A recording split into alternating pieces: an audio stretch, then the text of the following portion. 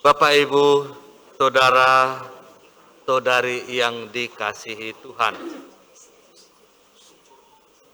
Pada hari ini, melalui bacaan kitab suci, kita diajak untuk merenungkan kesaksian Yohanes Pembaptis tentang siapa itu Yesus.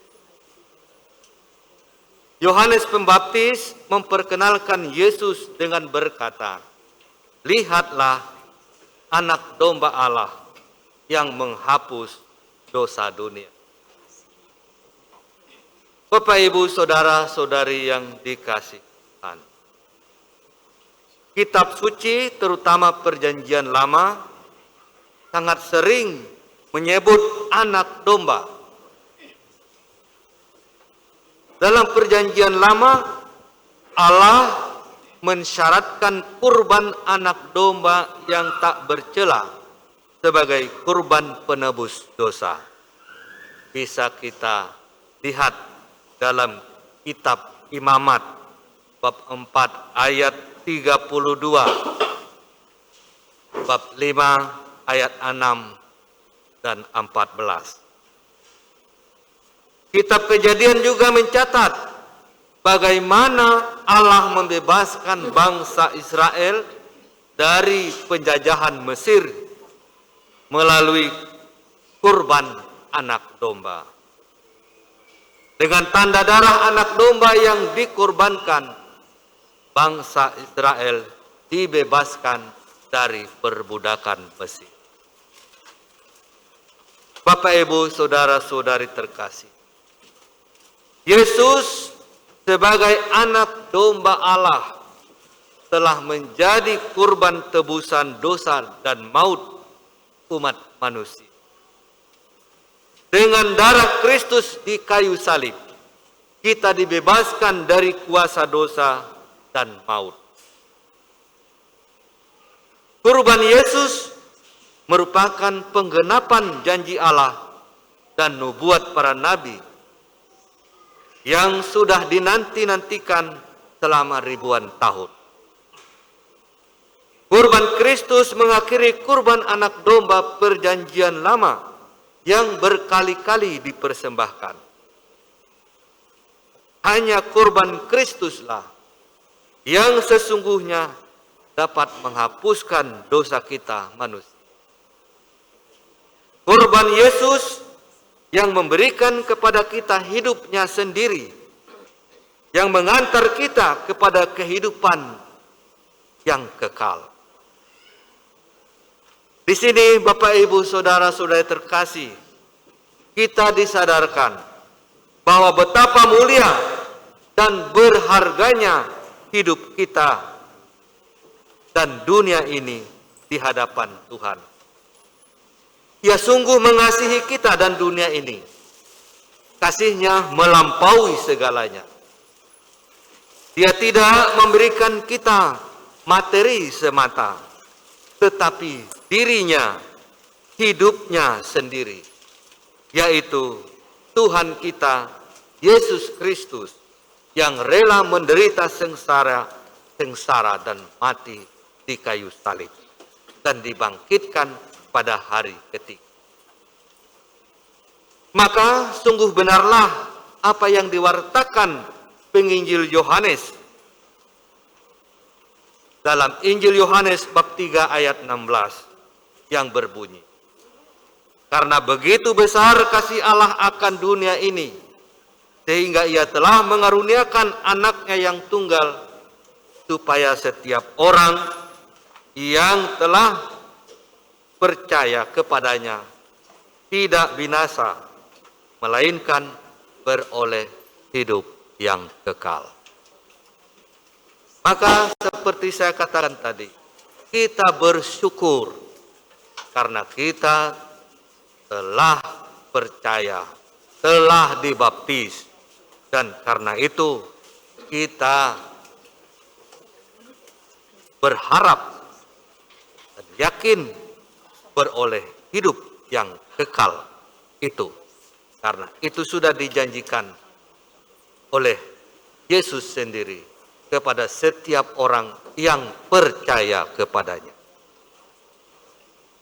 Tentu tidak semuanya serta-merta. Kita memang percaya, tapi bagaimana kita menghayati kepercayaan kita dalam hidup kita sehari-hari. Itu menjadi refleksi bagi kita masing-masing. Apakah kita sungguh menghayati iman kepercayaan kita itu dalam kehidupan nyata kita sehari-hari? Apakah hidup kita sungguh sebagai anak-anak Allah, anak-anak terang? Itu juga akan menentukan apakah kita beroleh hidup yang kekal. Yohanes juga memberikan kesaksian dengan mengatakan, "Aku telah melihatnya dan memberi kesaksian bahwa dialah Putra Allah." Yesus disebut Putra Allah. Sesudah dibaptis oleh Yohanes di Sungai Yordan, ada suara dari surga yang berkata, "Inilah putraku yang terkasih, kepadanya aku berkenan." Inilah pernyataan ilahi bahwa Yesus adalah Putra Allah. Dia berasal dari Allah dan menyatakan kehendak Bapanya. Maka setiap orang yang takut akan Tuhan, setiap orang yang percaya, yang mengamalkan kebenaran dalam hidupnya, dan setia kepada kehendak Allah, orang itu berkenan di hati Allah, dan ia akan memperoleh keselamatan, kehidupan kekal dari Sang Kristus, Anak Domba Allah.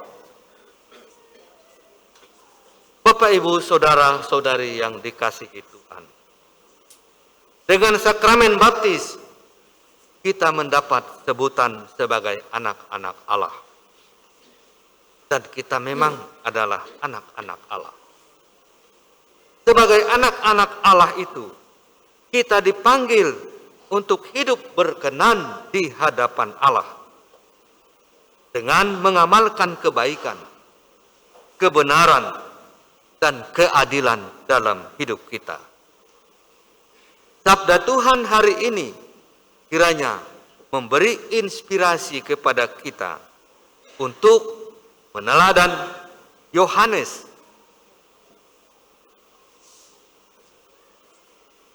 untuk sadar akan tugas perutusan kita masing-masing. Memberi inspirasi kepada kita untuk serius dan setia pada tugas perutusan kita masing-masing. Semoga Bapak, Ibu, Saudara-saudari terkasih, kita mampu meneladan Yohanes Pembaptis yang jujur, tulus, dan tanpa pamrih menghantar orang lain berjumpa dengan Tuhan untuk memperoleh keselamatan. Kita telah diselamatkan, kita menghayati iman kita sebagai orang yang percaya, mengamalkannya dalam hidup kita, itu satu hal yang baik, tetapi tidak cukup.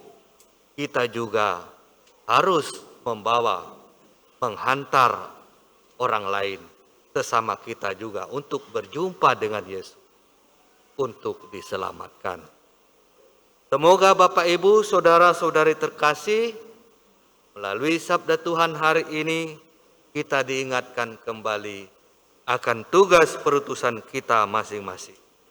Dan kita sungguh-sungguh dapat melaksanakan tugas perutusan kita itu dengan setia. Beri kesaksian tentang Yesus dalam kehidupan kita, melalui perkataan, melalui tindakan, melalui hidup kita. Semoga kita dapat menjadi saksi Kristus yang setia dan bawa Yesus dimanapun kita berada, sehingga dengan demikian kita pun menghantar orang lain juga kepada keselamatan. Tuhan memberkati kita semua.